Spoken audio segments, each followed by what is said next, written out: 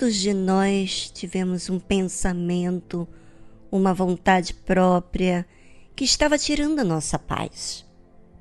Uma preocupação excessiva com um familiar ou com uma pessoa específica.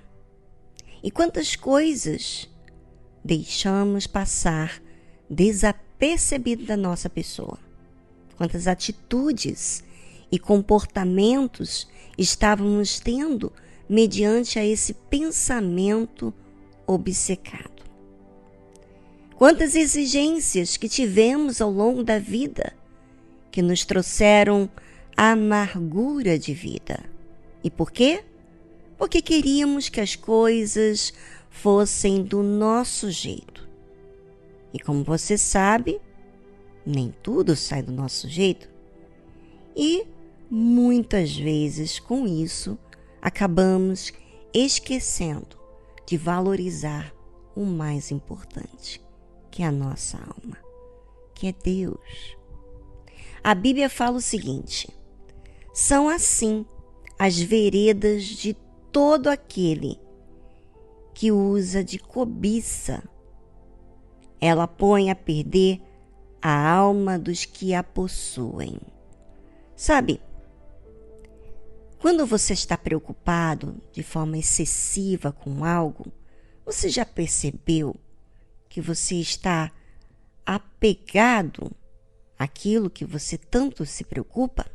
Quando lemos a Bíblia, quando meditamos, nós temos inúmeros exemplos de que Deus fala sobre a nossa entrega. O Senhor Jesus falou isso diversas vezes nos evangelhos.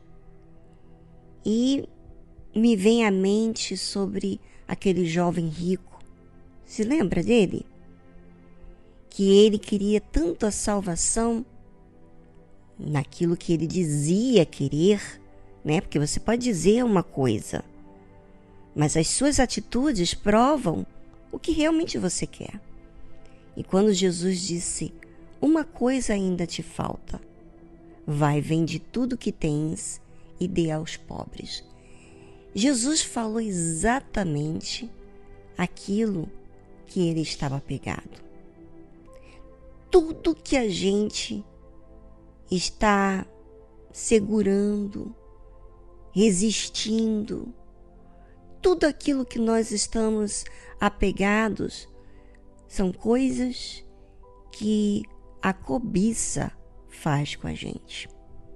Sabe, às vezes a gente não se dá conta disso, mas se você observar o que tem acontecido com as suas reações, com o seu comportamento, você vai ver que você nem se lembra de Deus.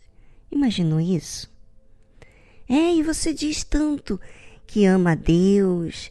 Lá na reunião você falou que entrega a sua vida, mas no seu dia a dia você está dizendo outra coisa para Deus. Você escolheu outra coisa, você está valorizando outra coisa. Como diz aqui, são assim as veredas de todo aquele que usa de cobiça.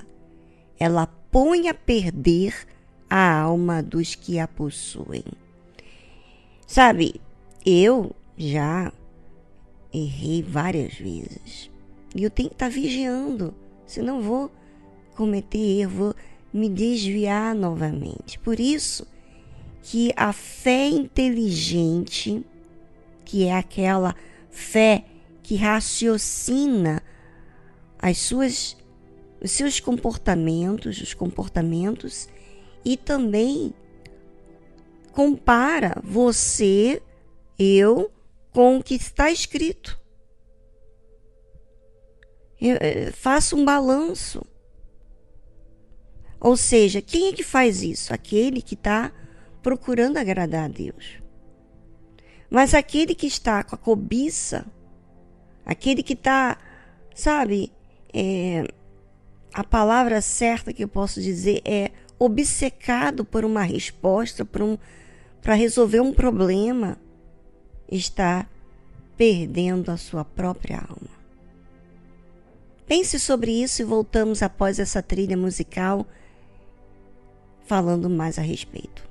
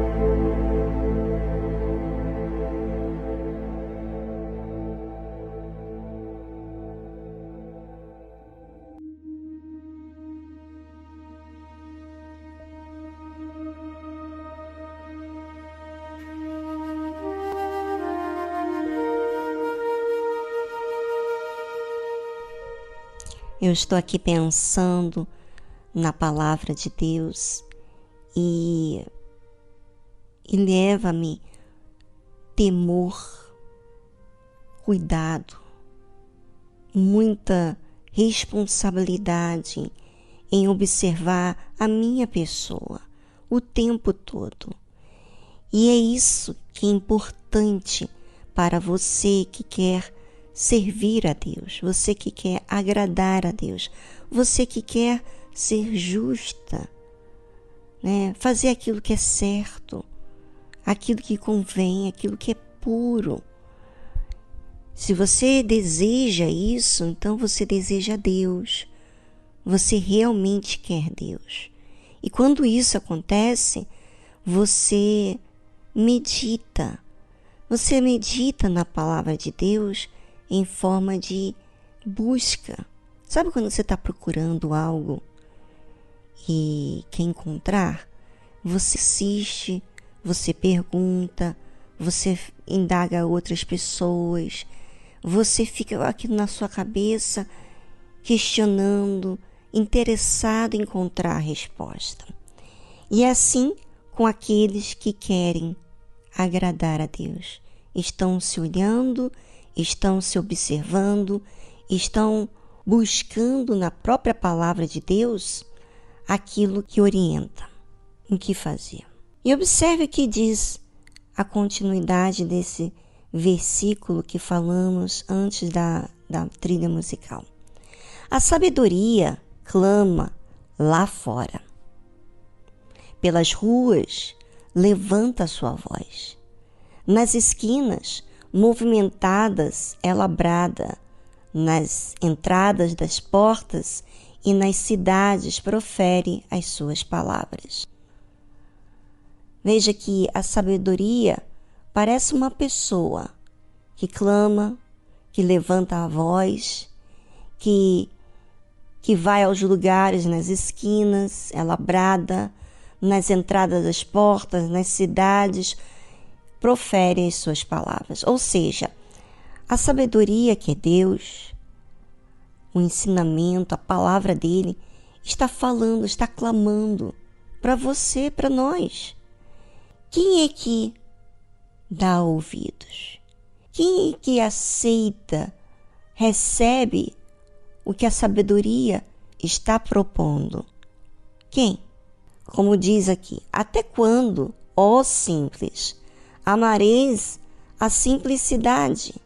E vós, escarnecedores, desejareis o escárnio? E vós, insensatos, odiareis o conhecimento. Aí você pensa, como assim? Os simples amam a simplicidade, os escarnecedores desejam o escárnio, o insensato odeia o conhecimento. Como assim? Sabe o que é?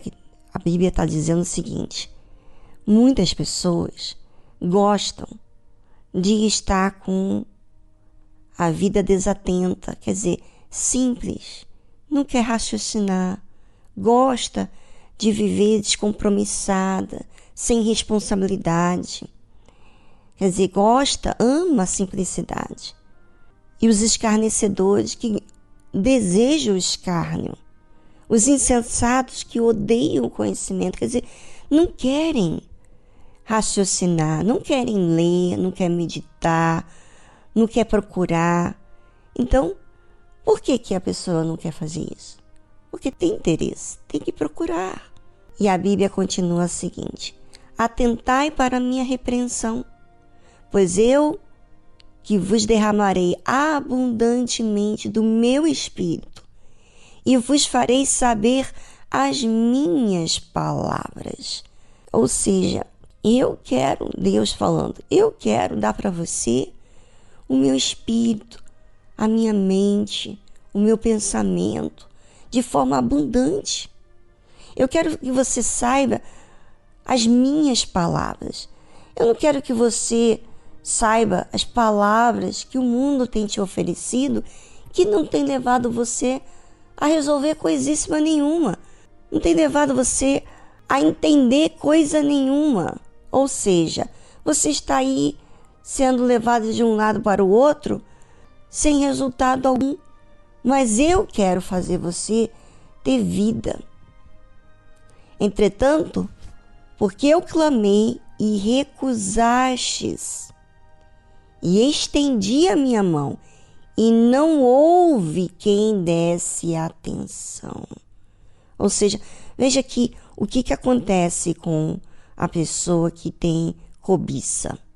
Ela tem interesse nas coisas que ela coloca os seus olhos. Ela escolheu olhar para as amizades, para o dinheiro, a sua reputação. Ela não escolheu a verdade.